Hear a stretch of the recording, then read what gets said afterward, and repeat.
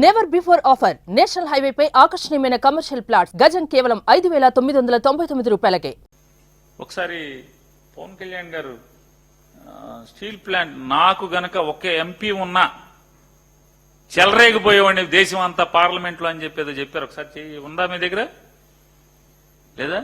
151 మంది ఎమ్మెల్యేలుండి 22 మంది ఎంపీలుండి మరి మీరు ఏం చేస్తున్నారు? తప్పు కేంద్ర ప్రభుత్వంలో లేదు, అడగటంలో తప్పు మంది ఉంది. పార్లమెంట్ సమావేశాలు జరుగుతున్న ఇంకొక వారం రోజులు జరగబోతా ఉన్నాయి. ఈ వారం రోజుల కనీసం వైసీపీ నాయకత్వానికి నిజంగా చిత్తశుద్ధి ఉంటే స్టీల్ ప్లాంట్ ప్రైవేటీకరణ అడ్డుకుంటామని కనీసం ఈ ప్లే కార్డ్ పట్టుకోగలరా? అంత దమ్ముందా మీకు పార్లమెంట్ లో?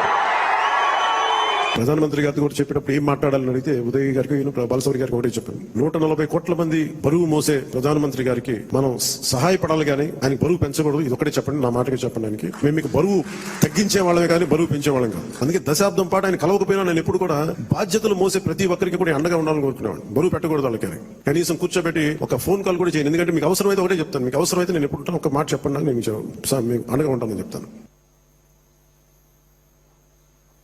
ఆయన ఏం చెప్తారు?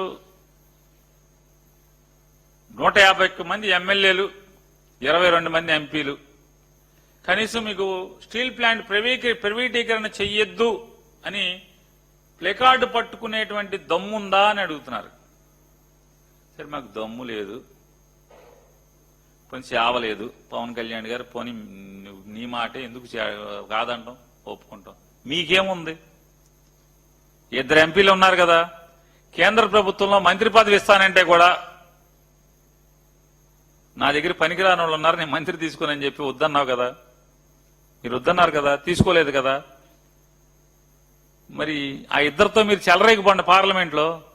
ఈ 42 టెండర్లని, 42 విభాగాల టెండర్లని రద్దు చేయించండి పవన్ కళ్యాణ్ గారు.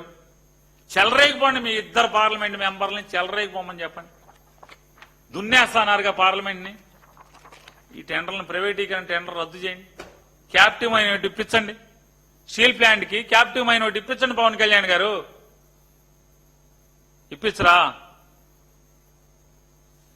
ఇప్పించాలి కదా, ఎందుకు ఇప్పించరు? మీరు స్టీల్ ప్లాంట్ గురించి ఇన్ని మాటలు మాట్లాడతారు. ఇది తమ యొక్క ప్రాగ్మెటిజం అని మా అందరికీ, ఆంధ్ర రాష్ట్ర ప్రజలకి, తెలుగు వాళ్ళందరూ కూడా అర్థమవుతుంది. అలాగే